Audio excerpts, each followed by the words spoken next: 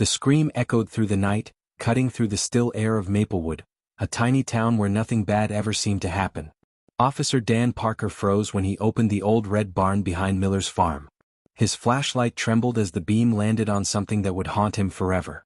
There, in the hay, lay 3 missing people the whole town had been searching for, side by side, wrapped in plastic sheets like leftovers no one should ever find. But that wasn't the worst part. The killer had written something across the barn wall in red paint. "You never even looked at me." Dan stumbled back, heart pounding so loud he could hear it in his ears. Then, from the shadow behind the haystack came the sound of footsteps, slow, calm, almost confident. Whoever was there wasn't afraid. Dan raised his gun and shouted, "Show yourself." The footsteps stopped. A deep voice answered quietly, "You already know who I am, officer." Dan's eyes widened as the figure stepped into the light, and what he saw made his breath catch in his throat. But how could it be them? A few weeks earlier, Maplewood had been its usual quiet, friendly place, where everyone knew everyone and crime was something that happened on TV, not here. The town had 1 diner, 1 gas station, and 1 police station with only 4 officers. Everyone trusted everyone. They left their doors unlocked at night and waved at strangers passing by. But then came the disappearances.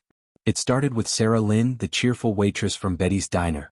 She never showed up for her morning shift. People thought maybe she ran off with her boyfriend, but her mother knew better. Sarah wouldn't leave without saying goodbye, she told the police, tears streaming down her face. Then 2 weeks later it was Jimmy Cole, the local mailman. His truck was found parked neatly by the woods, keys still in the ignition, mailbag full. No footprints. No struggle. Just gone. The whole town grew uneasy.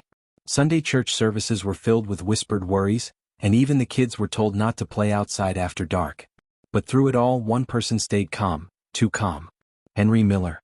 He was a middle-aged man who ran the town's supply store and owned the old red barn at the edge of town. He was known for helping everyone, fixing fences, lending tools, even giving people rides when their cars broke down. He smiled often, spoke softly, and nobody ever thought twice about him. When Sarah went missing, Henry helped organize the search party. When Jimmy disappeared, he baked pies for the worried families. People said, "Henry's the kind of man this town needs more of." But one night, Officer Dan noticed something strange. He was driving past the Miller farm when he saw a faint light inside the old barn, long after midnight. Dan slowed his patrol car. The barn was supposed to be empty. He turned off his headlights, parked quietly, and stepped out into the cold night. The only sound was the chirping of crickets and the rustle of wind through the trees. As he got closer, he heard the sound of scraping, like metal dragging across the floor. Then a low hum, almost like someone singing softly to themselves. He reached the barn door, placed his hand on it, and slowly pushed it open. The smell hit him first, a sickly mix of bleach and something else. Something rotten. He lifted his flashlight, and froze. There, hanging from the wooden beams, were plastic sheets, dripping. Beneath them lay 3 bodies neatly arranged. And then he saw the writing on the wall. Before he could call for backup, he heard movement behind him. Dan turned sharply, shining the light toward the sound. And there stood Henry Miller, face calm, eyes steady, holding a blood-stained shovel. "I told you," Henry said quietly. "You never even looked at me." Dan raised his gun, heart racing. "Put it down, Henry. Don't do this." Henry tilted his head slightly, a small smile creeping onto his lips. "I'm not the monster you think," he whispered.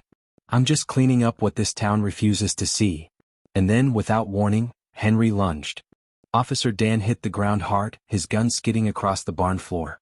The flashlight rolled, flickering wildly, throwing crazy shadows on the walls. Henry Miller stood over him, shovel raised, breathing heavily but smiling like this was all some kind of sick game. Dan scrambled backward, reaching for his weapon, but Henry brought the shovel down. It missed by inches, smashing into the dirt floor with a dull thud. Dust flew into the air, and Dan kicked out with his leg, knocking Henry off balance just long enough to grab the gun. "Don't move," Dan shouted, pointing the weapon with shaking hands. Henry froze, chest heaving, but that strange calm smile never left his face. "You're making a mistake, officer," he said softly. "I didn't kill them. I saved them." Dan blinked, confused. "Saved them? From what?" Henry's eyes darkened. "From themselves. From what this town does to people when it pretends to care." Sirens echoed in the distance. Backup was coming. Dan didn't dare look away, but Henry's gaze flicked toward the barn door. "You think Maplewood is innocent," Henry whispered, "but it's rotten underneath. They all deserve to see what they've done." Before Dan could respond, Henry grabbed a handful of dirt and threw it in his face. Dan coughed, wiping his eyes, and by the time he looked up, Henry was gone. 2 hours later, the barn was crawling with police officers. Flashing red and blue lights painted the farmyard, and detectives whispered among themselves as body bags were carried out. The sheriff, a tall man with gray hair named Frank Douglas, put a hand on Dan's shoulder. "You did good finding this, Parker," he said quietly. "But I can't believe it's Henry Miller. That man's helped half this town." Dan shook his head, still shaken. "I saw him, Sheriff. He was here."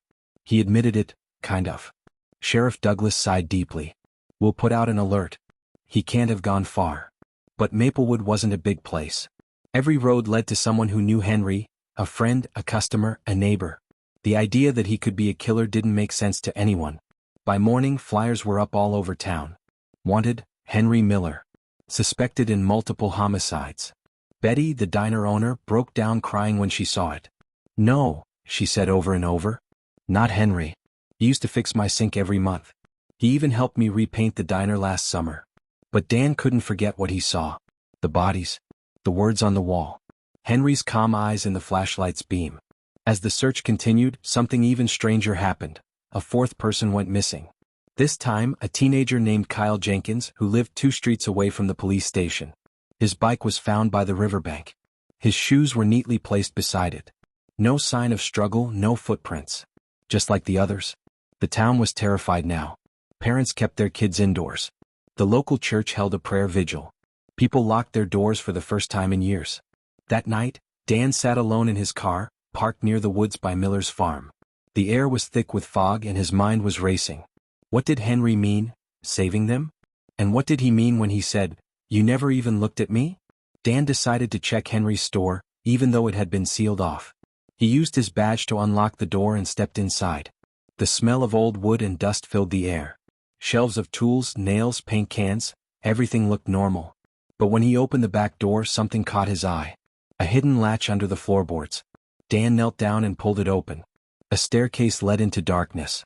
He took a deep breath, turned on his flashlight, and began to descend. The deeper he went, the colder it got. When he reached the bottom, he saw something that made his stomach twist. A small underground room filled with photographs pinned to the walls. Dozens of them. Every missing person in town. Sarah Lynn, Jimmy Cole, Kyle Jenkins. And in the middle of all those faces, one photo stood out. It was his own. Officer Dan Parker. Scrawled beneath it in red marker were 3 chilling words. "You're next, Dan." Before Dan could react, the light bulb above him flickered, and then went out. Something moved behind him in the dark. And then, a cold voice whispered right by his ear. "Welcome to the truth." Dan spun around, flashlight trembling in his hand. The beam cut through the pitch-black basement, but no one was there. His heart pounded so loudly it drowned out the silence. "Henry," he shouted, voice shaking. "Show yourself." The air felt heavy, thick with the smell of damp earth and metal. Then from the corner came a soft laugh. It was low and steady, the kind that made the hairs on the back of your neck stand up. Dan aimed the light toward the sound. There, standing in the shadows, was Henry Miller. His face was pale, his hands stained with dirt, and his eyes glowed in the dim light like something unhuman. "Don't come any closer," Dan warned. Henry tilted his head slightly as if he were studying Dan. "You finally found my truth," he said softly. "You had to see it, didn't you? Why are you doing this?" Dan demanded. "Why those people?" Henry stepped forward, slowly, his boots scraping against the floor. "Because they all lied," he said, voice rising. "They smiled at me every day, pretended to care. But when my wife died, not one of them showed up. Not one." He pointed toward the photographs on the wall, his voice breaking. "They only care when it's gossip. When someone's missing. That's when they finally pay attention." Dan's hands shook, but he kept the gun steady. "So you killed them because they didn't care?" Henry laughed, a hollow, chilling sound. "Killed them? No, officer. I freed them. They live with me now down here. Peaceful. No lies, no pain." Dan glanced around. There were small shapes under white sheets in the corner. His stomach turned. "They're dead, Henry," Dan said firmly. "You murdered them." Henry's eyes filled with tears, but his smile never faded. "No. I made them better."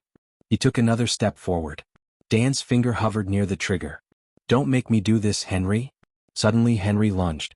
The gun went off, a deafening crack in the small room. Henry fell back, clutching his arm, blood seeping through his shirt. But even as he went down he laughed. "You still don't get it," he said weakly.